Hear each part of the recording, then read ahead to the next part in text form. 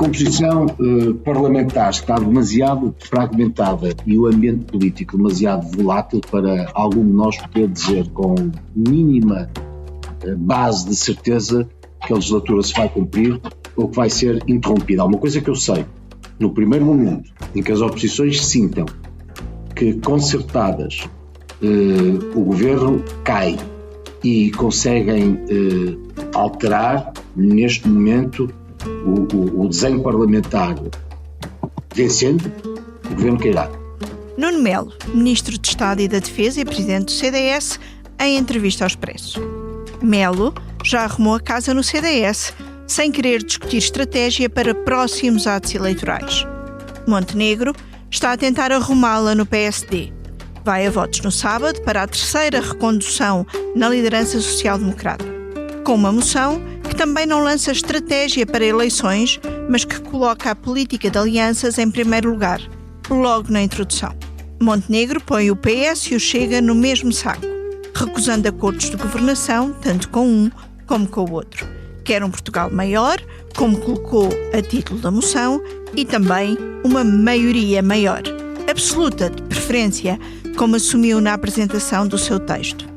Mas vai remetendo votos só para o ano de quase todas as eleições. E com um governo que está efetivamente empenhado, cada um fará a sua avaliação no tempo certo, em transformar a vida das pessoas e em responder às suas necessidades. O povo já fez a sua opção e em 2029 fará a próxima. Ainda à direita, o Chega adiou um congresso que era para ter sido em maio e agora deve ser lá depois do verão, mas depois, se calhar, também se mete o Natal. Entretanto, há vozes a mostrarem em público um sentimento de orfandade ou mesmo a desejarem uma nova casa onde se possam acolher. Olá, olá, bom dia, boa tarde ou boa noite, conforme a hora a que nos ouça. Cá estamos para uma sessão ordinária da nossa extraordinária Comissão Política, com os comissários residentes, Vítor Matos. Olá, olá, Political Junkies. E David Diniz. Olá, tão bons, tudo bem, gosto de ver-vos outra vez. E com a Paula Queiro Varela, que de todos nós, se calhar foi a que leu com mais atenção a moção de Luís Montenegro e acompanha regularmente a vida interna do PSD. Olá, eu sou o José Maria Pimentel e sou autor do podcast 45 Graus. No 45 Graus trago para o microfone especialistas e pessoas com ideias que vale mesmo a pena ouvir, sobre temas como ciência, economia, política, filosofia ou sociedade. Sempre de forma descontraída e com tempo para conversar. É um espaço para aprender e pensar sobre o mundo de forma mais crítica. Novos episódios a cada 15 dias. Procure 45 Graus em qualquer aplicação de podcast. David, que não estiveste connosco a semana passada, onde tivemos aqui uma discussão muito Eu ouvi. Previsionária do que depois havia de ser a política de alianças que Luís Montenegro expressa na sua moção. O facto da moção de Luís Montenegro colocar a questão das alianças em primeiro plano vem dar razão a essa nossa discussão da semana passada de que a política de alianças será determinante num próximo ato eleitoral, ou é muito cedo para falar disto? Eu acho que coloca Luís Montenegro perante a única saída de fazer caminho para uma maioria mesmo. Porque o problema de Luís Montenegro, ou melhor, a condicionante de Luís Montenegro é que tinha o seu maior rival interno, Guess Who, defende precisamente uma aproximação pragmática ao partido liderado por André Ventura. E, portanto, Luís Montenegro, no momento em que reconhecer que o seu maior adversário interno tem um caminho que ele próprio vai procurar, ele perde a face, perde a estratégia, perde a autonomia, perde a razão. E, portanto, independentemente daquilo com que concordássemos ou não, não é? E infelizmente o PSD hoje está num caminho que não permite que exista sequer alguém que de viva voz defenda a solução alternativa, não é? Que é preciso uma aproximação estratégica ao Partido Socialista para impedir que o Chega venha a ser Só que governo. Cavaco Silva vagamente preferiu esse caminho no artigo que escreveu Sim, para o Expresso. mas não foi bem um caminho estratégico, foi mais uma negociação, a única negociação possível é com eles, não é? Uma coisa, mas que era, no fundo, a estratégia era coincidente com a de Passos Coelho, que agora também parece ser a de Luís Montenegro, que é, não, o PSD o que tem que fazer é mostrar reformas e demonstrar que nem uns nem outros estão minimamente interessados e, portanto, iremos para eleições com esse gancho. Portanto, voltando atrás, o ponto é Luís Montenegro não tem outra saída senão procurar o reforço da sua maioria, seja lá quando vierem as eleições. E eu temo, bem, mas isso é outra coisa. Mas achas que é cedo ou não para começarmos a falar em eleições? Não, é uma alucinação. Vamos lá ver, era no domingo passado, estamos a gravar segunda-feira, à hora de almoço, o Paulo Baldaia liga-me e pede-me que eu entre no Expresso da Manhã, coisa que fiz, para falar sobre esse tópico. Propósito do relatório que o Presidente da República mandou para o Parlamento. Sim, entre outras coisas, e sobre as relações com Belém e sobre se o Governo já está a querer eleições e se vai arranjar maneira de irmos para eleições. Eu dei por mim a pensar, isto uma de duas.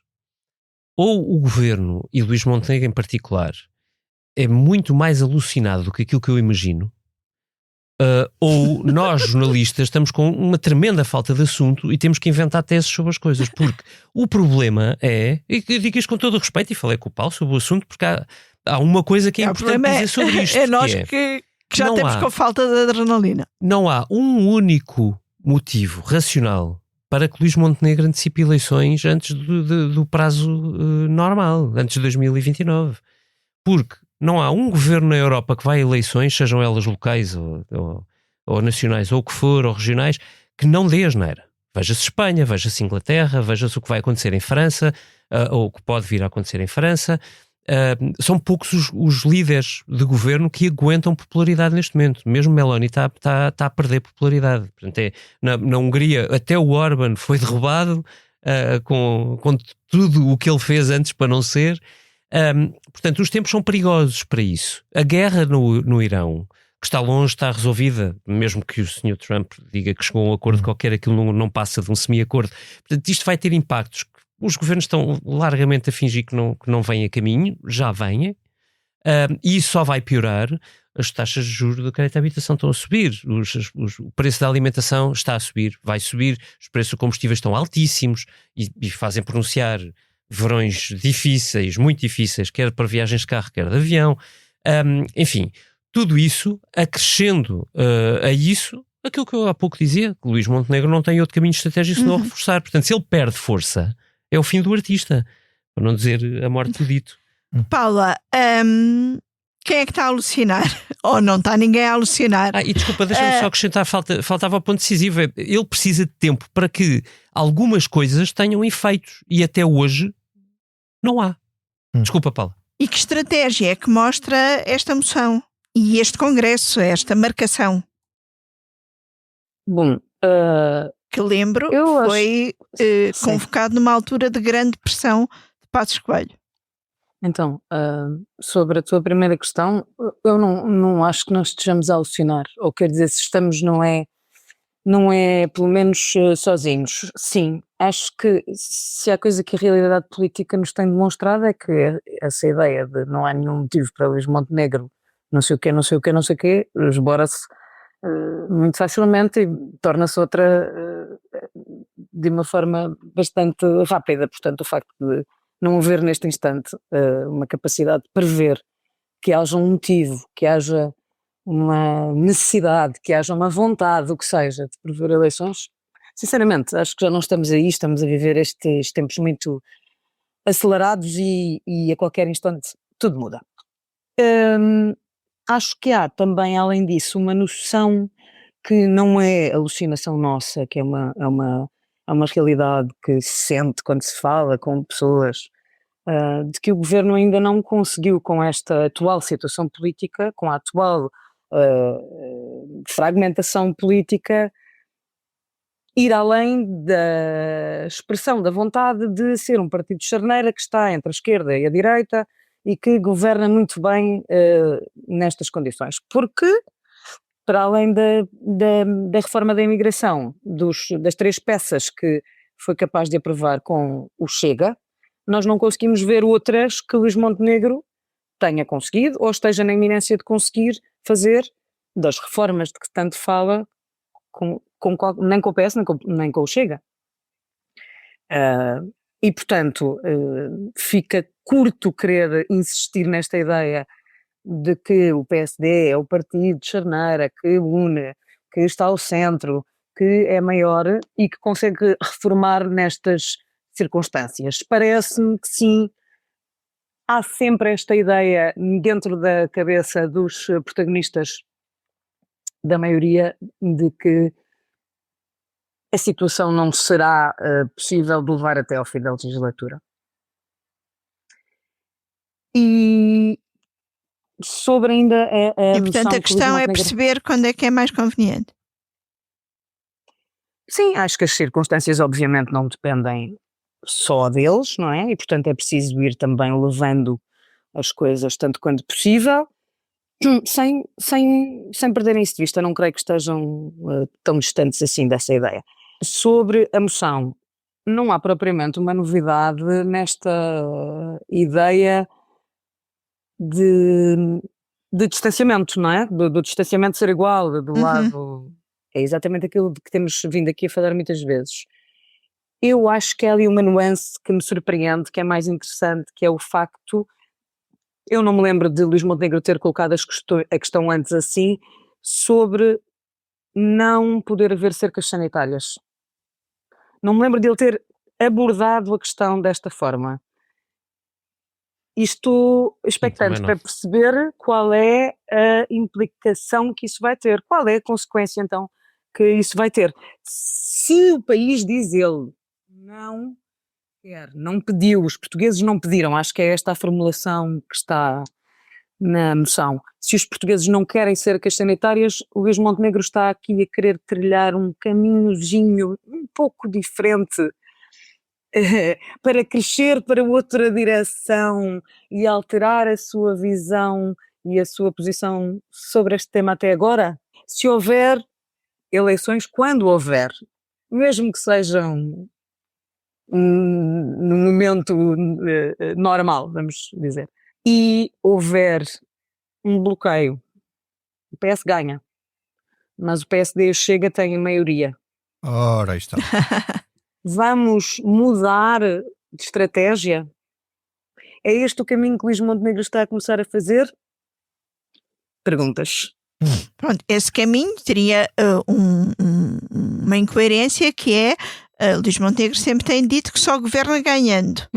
Mas a realidade é mutante, não é, Vítor Matos? A minha dúvida é essa. É verdade. Vamos lá só aqui deixa-me só fazer aqui o meu raciocínio, discordando aqui do David. É que nós vamos olhar para a realidade tal como ela é e vamos tomar aqui como benchmark as palavras do Dr. Nuno Melo, que são bastante acertadas e têm uma visão bastante pragmática do que daí se avizinha. Os que estão à beira da extinção têm sempre uma visão pragmática. Não, mas sim, é verdade, mas acho que nós vamos ter alucinações muito proximamente. Quer dizer, alucinações ou eleições.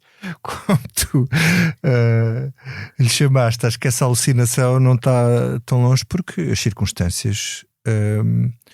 Portugal já de si é de uma instabilidade e tem sido uma instabilidade absolutamente inesperada, sobretudo com maiorias absolutas. Este foi o caso do último governo do PS.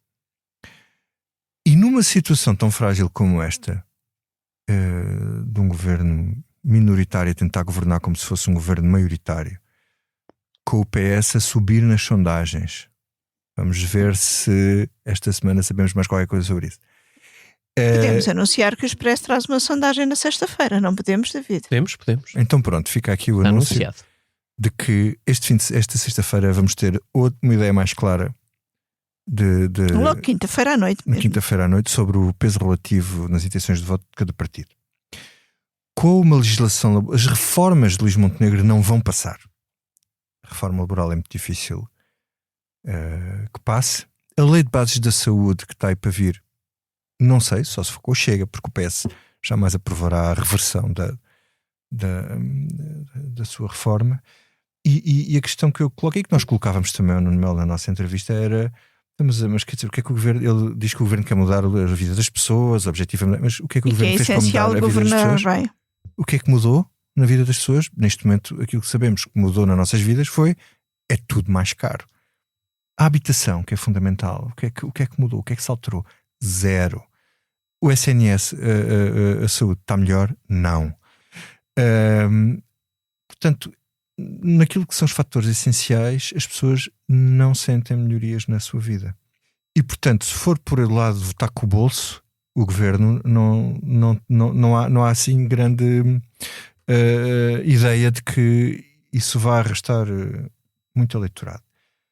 Ora, qual é aqui a conjugação de fatores que pode fazer com que essa alucinação se verifique mais cedo do que deveria?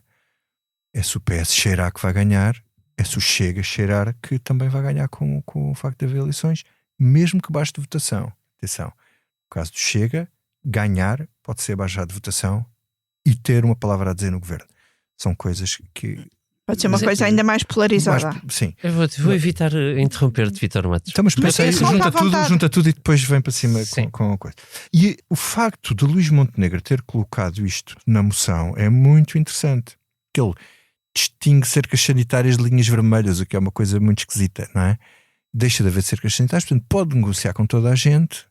Isto significa poder fazer uma geringonça?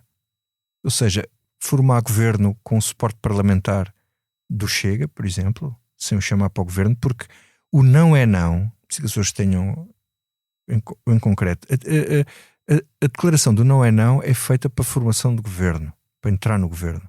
Depois há uma formulação que ele tem numa entrevista à Maria João Avilés. A declaração do não é não foi uma necessidade numa altura em que ele estava permanentemente a ser confrontado com isso e teve de arranjar uma fórmula para sim, e arranjou poder... Sim, e arranjou uma fórmula que já tinha essa hipótese de saída, que era só para o governo. Mas ele depois tem outra declaração, uma entrevista à Maria João Avilés na TVI, em que de facto diz que não quer negociar com o Chega sequer, e esse já a violou, essa já foi, não é? Portanto, não há cercas sanitárias, ou seja, o que ele continua a querer é ter um governo que ora pisca à esquerda, ora pisca à direita, e os outros partidos estarem numa situação em que não queiram ir para eleições conjugadamente. Portanto, como eu não acredito que o governo tenha margem, mesmo que não consiga governar, é que há essa hipótese, o governo já caiu por uma moção de confiança. O governo pode não conseguir governar se não aprovar a legislação liberal, se a seguir não conseguir aprovar a lei de base da saúde. O que é que vai acontecer ao orçamento? O PS tem margem para deixar passar mais este orçamento quando as políticas do governo, em termos de policies, são completamente contra aquilo que defende o PS? Pode fazer isso por cálculo político. Mas isso vai tendo custos. Mas por outro lado tens um presidente que disse claramente que não é por não haver orçamento que um governo cai. Mas o Parlamento diz, desculpa só dizer uma coisa, isso não serve para nada. O Primeiro-Ministro também tem uma palavra a dizer. Basta o Primeiro-Ministro dizer, não tenho orçamento, eu não governo, eu demito-me. E portanto quer dizer, o Presidente quer. O Presidente não manda aí, não é? Portanto, quem manda aí é o Primeiro-Ministro. Mas o ónus da admissão fica sobre ele, o Primeiro-Ministro? Não, o ónus da admissão, segundo o Primeiro-Ministro, ficará nas oposições que aprovaram o orçamento. Claro, quer dizer. mas tem as forças de bloqueio. É menos fácil do que se tiver a colaboração do Presidente. Não, desculpa lá. Eu se fosse Primeiro-Ministro... Não, eu também faço. Eu também não quero. Não quero. Não desejo esse mal. Não entendi, bateram à porta. Não, eles estão a bater na madeira. Estão a bater na madeira. O Primeiro-Ministro, se não for as chamadas reformas aprovadas, se não aprova a legislação laboral, se não aprova a lei de base da saúde, se não lhe aprova um orçamento, ele governa, quer dizer, governa como? Deixa-me ir aqui ao David. David, achas que na atual conjuntura que estamos a ver ou antever até setembro, outubro, tendo em conta que o PS está a aprovar uma das reformas que o governo chama reforma, que é a alteração da lei do Tribunal de Contas, o governo está a aprová-la com o PS. O PS tem margem para vir por um lado, fazer um argumentário contra a moção de Montenegro, em que o cola ao Chega e fala inclusive em Orbán, e depois vir aprovar coisas como a alteração da lei do Tribunal de Contas ou o próximo orçamento? Claro. Eu vou-te dizer, começando por aquilo que dizia o Vítor Matos, porque eu estive a anotar. Eu sou uma pessoa bem mandada, não é? A minha dúvida nisto é muito pragmática, que é, isto está partido em 3 e são 3 fatias mais ou menos iguais. Portanto, para provocar uma crise vai ser preciso 2 deles. Tendencialmente, dir-se-ia, o PS e o Chega. E eu não vejo que incentivo é que o PS possa ter para isso. Ou seja, Depois que o Luís Montenegro pode querer... Só se o PS alucinar. Que o Luís Montenegro dava imenso jeito que os outros todos caíssem em esparrelas, como aquela armadilha em que Pedro Nuno Santos acabou enfiado. Claro que dava, a qualquer primeiro-ministro dá muito jeito ter um bom argumentário para dizer que não o deixam governar. Agora, o PS que incentivos tem? Vamos lá ver. Tem algum incentivo o Partido Socialista para para provocar eleições se estiver à frente, mas sem que tenha uma maioria à esquerda minimamente plausível? Ou uma margem de manobra suficientemente grande para que, sabendo que do lado do PSD virá um líder que vai ser tudo menos amigável face ao PS, não é? Queres que eu responda uma a uma ou só depois no fim da ronda? Notas e depois fala. E depois, que incentivo tem o Partido Socialista para provocar eleições se for o Chega que está à frente? Portanto, eu não vejo nenhum cenário neste momento em que o PS não ponha as fichas todas em acreditar que o governo não vai conseguir melhorar o estado da saúde, não vai conseguir melhorar o estado da habitação, entre outros, mas estes são os 2 casos que me parecem mais relevantes, e até contar que a crise internacional sucessiva possa piorar as coisas para o governo. É que não é do lado do PS, olhando do lado do PS, isto não é imprevisível, que o governo não consiga resolver as coisas da habitação. Vou-vos dizer, é facílimo, porque demora muito tempo. Porque mesmo que as políticas do governo sejam bem desenhadas, coisa que já vai tarde, mesmo acreditando nesse cenário, demora imenso tempo a resolver. Promulgadas há uma semana ou claro, duas, demoram muito tempo a ter difícil. Vimos isso, por exemplo, com o Fernando Medina em Lisboa. Quer dizer, ele entregou casas ao Carlos Moedas, não é? Muitas. E na saúde parece ser difícil, porque eu acho que não só é muito complexo, como acho que a ministra tem pouca capacidade política neste momento para conseguir resolver, seja o que for dentro do sistema. Dito isto, não estou a ver um cenário em que isso possa acontecer, e estou a ver um cenário em que o Partido Socialista, não querendo dar pretextos a Luís Montenegro, e sendo pragmático, porque quando for governo quer que alguns instrumentos estejam resolvidos, possa aprovar coisas como a reforma do Tribunal de Contas, Código de Contratação Pública, até uma outra coisa na saúde que pode ser uma coisa mais admissível, aproveitando a boleia do Pacto para a Saúde do Presidente. Parece-me totalmente pragmático. Tanto que para o PS é claro que no Pacto para a Saúde nunca entra a lei de bases. Sim, mas a lei de bases... É uma das orientações que foi dada. Vamos lá ver. Não é preciso, para resolver os problemas na saúde, não é preciso mexer na lei de bases. Pode-se mexer na lei de bases por algumas coisas pragmáticas, como alargar o espectro da ação dos privados, etc. Mas isso não é condição sine qua non. Senão a consequência disso é pensarmos que o SNS está à beira da falência e que é incapaz de se reformar. Portanto, eu acho que sim, acho que mesmo assim a aposta não deixa de ser arriscada para o PS, porque nada nos garante daqui a 3 anos, ou nada lhe garante que daqui a 3 anos as coisas estejam suficientemente más para que ele possa ganhar com a tal maioria de esquerda ou perto da maioria de esquerda para que possa ter algum tempo a governar. Agora, estar a derrubar governos noutras condições, eu vejo zero incentivos, zero. Paula, o David começou esta comissão política a falar de um adversário interno de Montenegro, que ele não nomeou, mas claramente posso concluir que se estava a referir a Pedro Passos Coelho. E Achas? Mas que coisa, toda a gente pensa só no Passos Coelho. Este congresso e estas diretas foram marcadas numa altura de grande pressão de Pedro Passos Coelho, que continua a falar quase todas as semanas. Com que objetivo e com que efeitos? Este também é um congresso para sacudir a pressão de Pedro Passos Coelho? Não, acho que foi claramente antecipadas as diretas nesse momento. Para mim ficou muito claro que foi uma tentativa de fuga para a frente, se quiseres, de sacudir, sim, de clarificar. Quando tens uma sombra que numa cadência constante, agora neste instante acho que já estamos no nível semanal, se não estou enganada, surge a criticar ou a apontar falhas na estratégia, erros na orientação. Um governo, é normal que haja uma tentativa de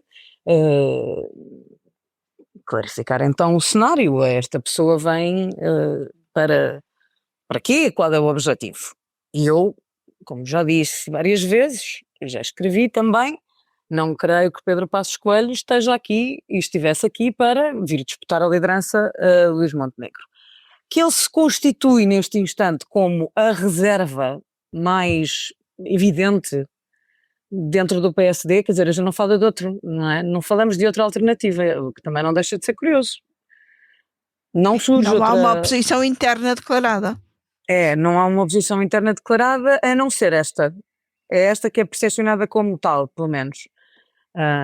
Não é? E, portanto, sim, foi pressionadíssimo por essa intervenção de Pedro Passos Coelho, que ele de resto avisou que não estava disponível para cessar e que não o faria, aconselhando Luís Montenegro a trabalhar, mas foi uma tentativa de afastar essa sombra. Um congresso tem algumas vantagens nesta linha da imagem que se quer passar. É um momento sempre de unir à volta do líder, sobretudo quando não há de facto um adversário, e portanto é um espaço para Luís Montenegro poder aparecer ali relançando-se. Presumo que estejam a trabalhar ativamente nessa só uma clarificação para quem nos está a ouvir: as diretas são no sábado, dia 30, o congresso é a 20 e 21 de junho. Exatamente. Pronto, e portanto Luís Montenegro procurará arrumar essa questão aqui. Isso vai ter efeitos? Acho que não, acho que se mantém exatamente tudo na mesma. Não vai servir para nada. Não vai servir para este momento, não é? Vai servir para esta ideia ou a tentativa de internamente dar a ideia da união à frente do líder, de que não há outra alternativa, porque se houvesse, teria de ter vindo a jogo nesta contenda, não é? E, portanto, parece-me que o argumento está mais ou menos evidente naquilo que será da parte de... Até Nuno Melo, naquele congresso de partido em vias de extinção, conseguiu ter alguma amostra da oposição. Exato, ficou por isso simplesmente reservada. Não é que ela não exista, isso é uma coisa diferente. Acho que ainda não se está a constituir formalmente. É interessante que dentro do PSD que existe, quantas pessoas é que sonham com o Passos e quantas é que têm medo que o Passos venha, quer dizer... Elas foram todos passistas. Eu só queria dizer uma coisa, queria só acrescentar uma coisa para terminar. É que eu acho que o facto de Pedro Passos Coelho manter esta influência e esta ação também ajuda É que não haja outra oposição? Não, sim, também obviamente, mas não era aí que eu queria chegar. É que obviamente isto também ajuda a sensação da militância do PSD de que isto não está a correr bem. E não está, basta olhar para as sondagens, não é? E perceber... Já para não falar das sondagens que consistentemente têm vindo a apontar uma erosão, não é? Eleitoral da AD. Vítor, além de responderes a esta questão das oposições ou não oposições internas do PSD, neste quadro todo, e até por aquilo que a Paula estava aqui a dizer, para que é que os congressos servem, as eleições internas, neste quadro, onde é que colocas o adiamento do congresso do Chega? O Chega supostamente teria tido um congresso no início do ano, esteve marcado para o início de maio, agora talvez depois do verão. Deixa-me só responder primeiro aqui às questões do David, para não deixar sem resposta, que seria uma má educação. Vou anotar. Da minha parte. Estive a tirar nota. Os ouvintes já não se lembram das questões. Lembra. Primeiro, os incentivos do PS para ir eleições sabendo que não forma governo. Eu não digo que o PS pode ter incentivo para eleições. Eu estou a falar, não digo que seja para daqui a 2 meses, mas acho que isso se pode vir a colocar nos próximos tempos, até se houver muitas pressões internas de substituição do líder. Sim, percebo. As pressões internas percebo. Mas o facto de saber que não forma governo pode não ser argumento, porque isto pode ser uma movimentação estratégica por uma razão muito simples. É que se o Luís Montenegro perde as eleições, tem que se ir embora. Se ele perder as eleições, vai-se embora. E se ele perder as eleições e se for embora, o PS eventualmente toma posse. Toma posse. E o que é que vem a seguir? Vem o Pedro Passos Coelho, e o Pedro Passos Coelho pode derrubar o governo com o apoio do Chega. Mas o Pedro Passos Coelho já disse que não queria fazer isso sem eleições. É perfeitamente possível que haja um microciclo aí. Sendo que o PS pode cantar a vitória e dizer que ganha umas eleições e que a oposição... Isto baralha tudo. E se for eleições novamente, o efeito passe em termos eleitorais pode ser muito disruptivo, quer a agregar votos à esquerda, quer a secar o Chega e a Iniciativa Liberal. Pronto. E há aqui um efeito, que pode ser um efeito a médio prazo, que é neste cenário que eu estou aqui a colocar, o atirar o PSD para os braços do Chega pode depois ter um efeito de erosão do PSD. Nós não sabemos o que é que será um PSD pós um acordo ou uma governação apoiada com o Chega ou com o Chega. E isso também pode ser alguma coisa. Só que não é algo que um líder do PS possa pensar a prazo, porque quando for isso pode pensar o partido, ele já foi, não é? Portanto, se ele pensar com a barriga, o líder presente, que estiver presente nesse momento, não será o líder do segundo momento, quando houver um refluxo dos resultados do que é que foi o PSD Chega. Pode agregar, mas na minha previsão é uma coisa que vai destruir o PSD, mas pronto, é uma opinião, é só uma opinião. Agora, há aqui o cenário mais arriscado para o PS, tendo em conta até o resultado das presidenciais, que nós não costumamos falar, raramente falamos da Iniciativa Liberal, que é o PSD conseguir ter também tem estado muito desaparecidinha, não é? Sim, governar com a Iniciativa Liberal. Eu acho que é menos plausível, mas é uma possibilidade. Pronto. Chega. E o Passos Coelho, devo dizer, estejam atentos, porque ele hoje vai falar, hoje terça-feira, vai voltar a aparecer e vai apresentar um livro do Carlos Branco Moraes sobre Constituição e de certeza absoluta que vai dizer coisas e que vão entrar mais coisas de Passos Coelho na campanha inteira. E agora chega. Agora chega. O que é que tu queres dizer com isso? Estás a mandar calar o Vítor? Não, agora avança, avança para o Chega. Porque é que o Chega está aqui, vai marcar um congresso para a altura do orçamento? Há aqui uma estratégia ou é só Ventura a deixar correr? Eu sinceramente não sei se há estratégia ou não. Agora o Tribunal Constitucional tem feito um enorme favor ao Chega, que é obrigar o Chega a fazer congressos todos os anos, sucessivamente, sem necessidade nenhuma, porque aquilo é um nó cego que nunca se vai resolver, porque o problema do Chega com o Constitucional é uma coisa que se lhe precisa ir reconstituir órgãos com pessoas que já não estão no partido, aquilo é uma impossibilidade. Portanto, deve haver uma saída jurídica para isto, não sei se há. E André Ventura há de marcar o Congresso para o tempo que lhe der mais jeito. E agora vamos dizer aqui, é para o tempo do orçamento? Eu diria que sim. Mas é para o tempo que ele cheirar que é o melhor momento. E se calhar hoje pensa que é uma coisa e amanhã vai achar que é outra. E portanto é conforme os ventos tiverem, quando ele achar que vai precisar no momento em que ele precisa de um palco mediático para qualquer coisa.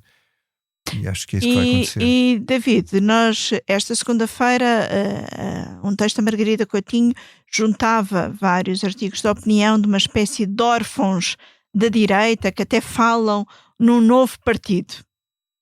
Isto faz algum sentido? Não, mais um partido à direita? Faz sentido uma das partes da equação, que é nós pensarmos que há muitas personalidades que têm experiência política e pensamento político próprio, que de forma bastante sã se sentem órfãs nesta direita. Acho que isso há por aí fora aos magotes. E por motivos evidentes. A outra parte, que é tirar daí a consequência de que isso se resolve criando um outro partido, é só sintoma do desespero em que estas almas vão. E eu, quando digo almas, não estou em será crítica. que estão entediadas pela perspectiva de não haver eleições a curto prazo? Não, acho que é. Ou alucinar. Acho que há aqui um certo. Eu conheço muitas das personalidades no centro-direita, digamos assim, que estamos a falar de artigos de Pedro Gomes Sanches, Francisco Mendes da Silva, Nuno Gonçalo Poças. Pronto. Isso, e há mais. Obviamente há mais. Mas estes coincidiram aqui num curto espaço de tempo. Ia dizer, eu conheço-os, respeito-os muito e sei que são coisas que vêm da alma, têm objetivos diferentes, como é evidente, e aliás o texto que a Margarida Coutinho publicou no Expresso segunda-feira explicava isso bem. No caso de Pedro Gomes Sanches, há ali um quê de veneno que o Pedro faz sempre com prazer, de espicaçar o PSD com a sombra de Pedro Passos Coelho, seja de uma maneira ou de outra, esta é inventiva. No caso de Francisco Mendes da Silva, acho que é uma orfandade real, sem outra intenção que não a de um desabafo. Dito isto, só para localizar a discussão, em alguns espaços, nem digo nenhum destes dois, porque não eram personalidades com essa hierarquia, digamos assim, no partido que frequentaram, os dois eram do CDS, mas houve pessoas no CDS que a determinada altura tiveram nas mãos a possibilidade de exercerem o seu papel de forma a contrariar o rumo que as coisas estavam a tomar.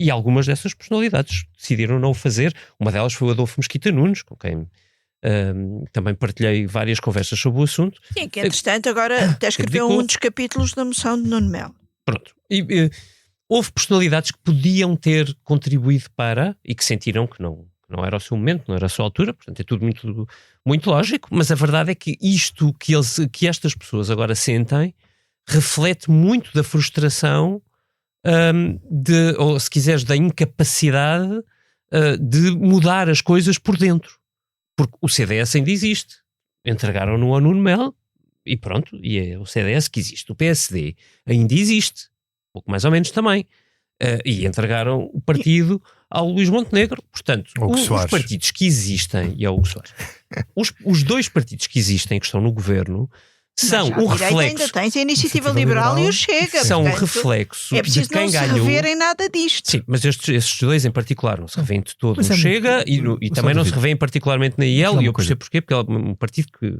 Não achas muito curioso que estas personalidades falam em possibilidade de mais um partido e não, quer dizer, há 3 partidos à direita. Não, mas o não problema se nenhum. Isto é... 3? Quem é que estás a tirar? Não, há 3 partidos à direita.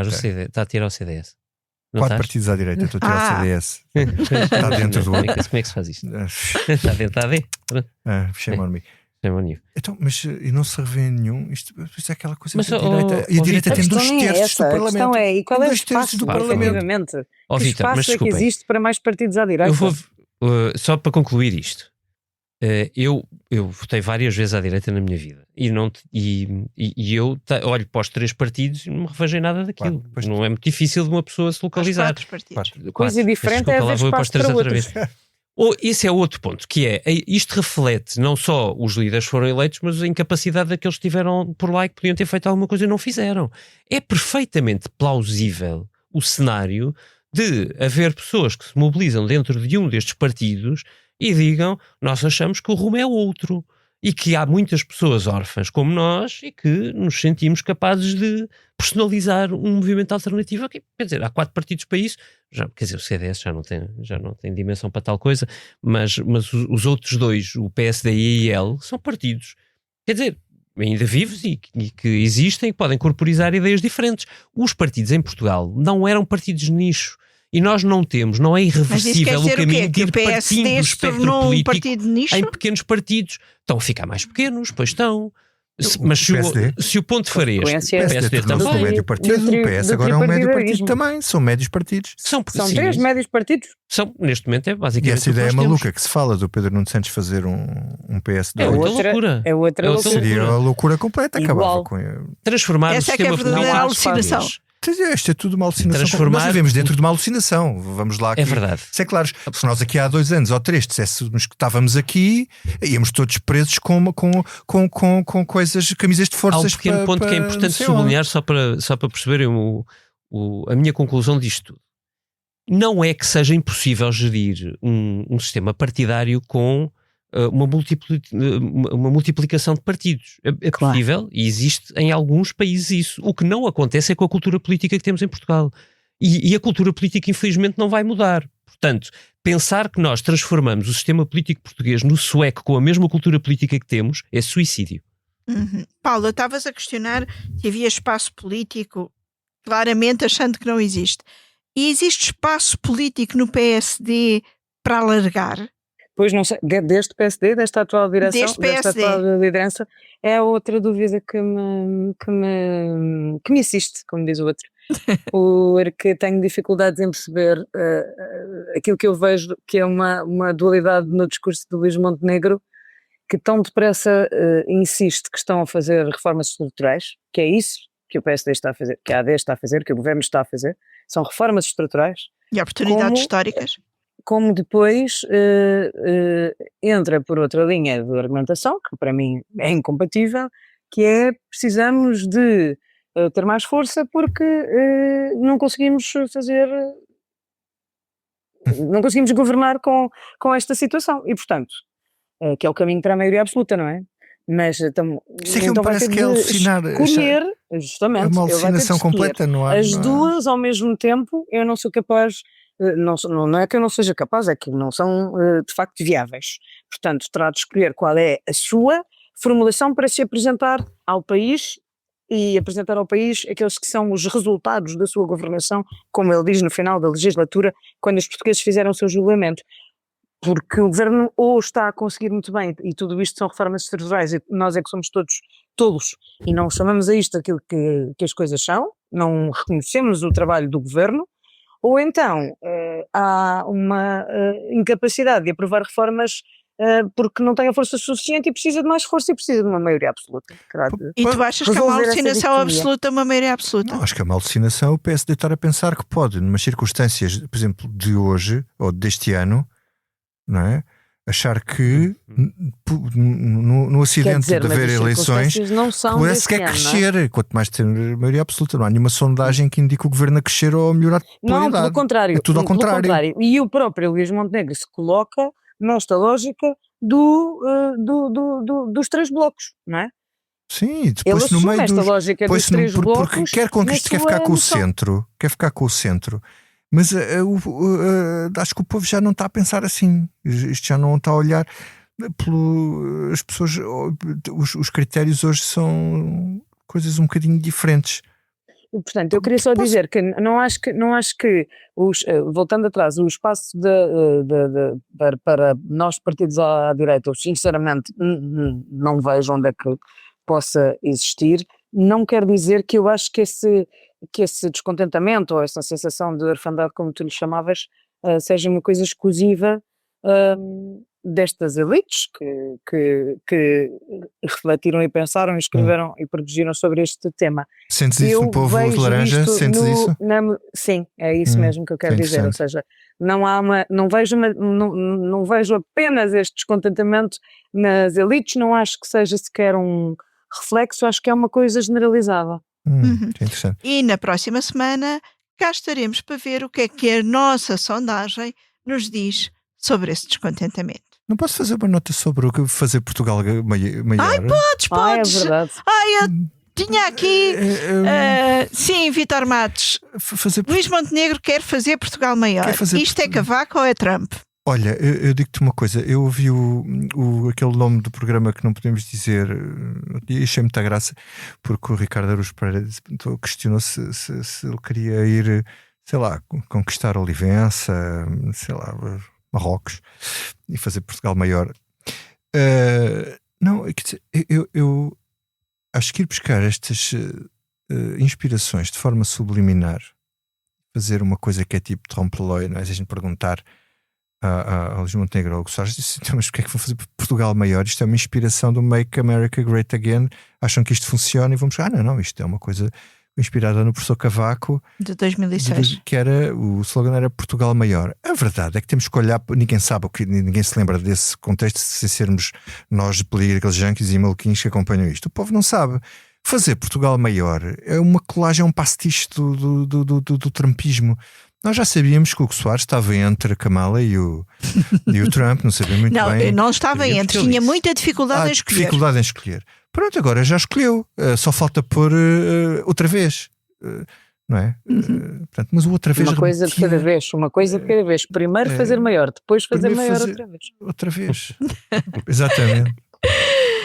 Meus caros, vamos lá ao que não nos sai da cabeça. David Inês, o que é que não te sai da cabeça? Olha, não me sai da cabeça, quer dizer, podia dizer coisas como o meu clube que foi uma desgraça no fim de semana, mas pronto, na verdade eu fiquei feliz pela justiça do resultado, pela vitória do Torriense. Eu gosto sempre que os pequenos ganhem, sobretudo quando é justo, ainda que contra a minha equipa. E portanto, aquilo que eu faço um esforço para que não me saia da cabeça a seguir é a primeira encíclica do Papa Leão XIV, que é muitíssimo oportuna. Eu tenho-me interrogado sobre isto e nós havemos contrariar isso aqui no Expresso. Temos falado muito pouco sobre inteligência artificial, seus pressupostos, seus efeitos, suas lutas, seu futuro. Aqui por Portugal estamos muito concentrados em coisas que têm muito menos importância e muito menos futuro também. Graças a Deus o Papa Leão XIV não sofre do mesmo problema que nós aqui neste pequeno país, e pensou estruturalmente sobre o que está a acontecer no mundo com relação a esse tema, e as transformações são rapidíssimas. Eu tenho seguido imensas newsletters, jornais, toda a informação que consigo sobre a evolução. As movimentações são terríveis. Há uma pressão gigantesca neste momento sobre a Europa para que não seja um espaço de regulação, seja um espaço de abertura total, como estamos a ver nos Estados Unidos. Nos Estados Unidos da América, neste momento, até o movimento MAGA começa a pressionar Donald Trump, o presidente americano, para que não deixe as big techs, portanto os tecnofascistas, desculpem a expressão, implementar a sua agenda da maneira que querem, porque isso vai criar imensos problemas à própria administração americana. Estamos no ponto de o mundo estar a discutir se a classe média nos maiores países do mundo está em risco por causa do desenvolvimento rapidíssimo, sem precedentes e sem nenhuma peneira, sem nenhuma capacidade dos Estados travarem os movimentos, de serem despedidas milhões e milhões de pessoas por causa da inteligência artificial. O Papa Leão XIV faz uma reflexão que eu só comecei a ler, na verdade li os textos do Filipe Avilés e só a entrada da encíclica. É um belíssimo texto que promete abrir uma discussão, pelo menos na Europa, visto que os Estados Unidos estão nas tintas, muitíssimo oportuna, sobre vários aspectos. Eu deixo para lerem os textos do Filipe. Se não puderem ler a encíclica, olhem, se melhor não houver, ponham a encíclica num bom instrumento, num fiável instrumento de inteligência artificial, porque ele ajuda-nos a fazer um resumo. Para resumir. Paula Queiro Varela, a ti o que é que não te sai da cabeça? Olha, que me perdoem os nossos ouvintes, mas 3 palavrinhas muito irritantes: bursite subacromial e subdeltodeia. Não me perguntem nada. Posso garantir-vos que é uma condiçãozinha muito incapacitante, que não me sai nem da cabeça nem do ombro. Muito obrigada. Melhoras, e as Paula. melhoras. E Vítor Matos, a ti o que é que não te sai da cabeça? Olha, não me sai da cabeça o segundo andamento da 7ª Sinfonia de Beethoven. Muito bem, que eu vi muito bem. no Centro Cultural de Belém no domingo à tarde, pela Orquestra Metropolitana de Lisboa, e de facto é daquelas coisas que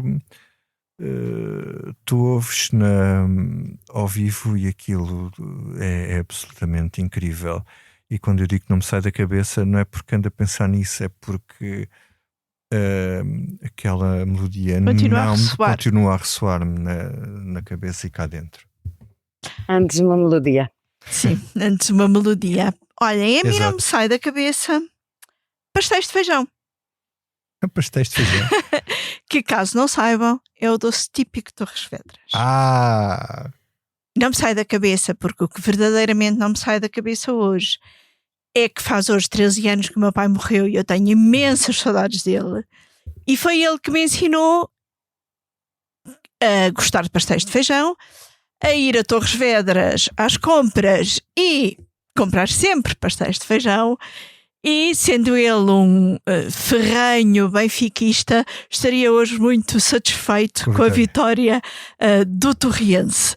E poderíamos ir até Torres Vedras comer pastéis de feijão, que, aliás, recomendo. Os da Pastelaria Milai. Posso fazer esta publicidade? Não posso? Acho que sim. E, portanto, deixo-vos com esta recomendação.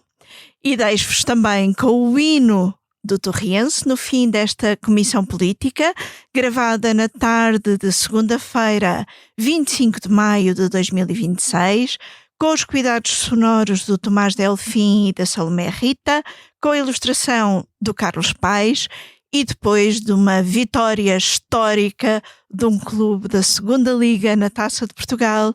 Tomem lá o hino do Torriense, já que não vos posso mandar pastéis de feijão aqui pelas ondas.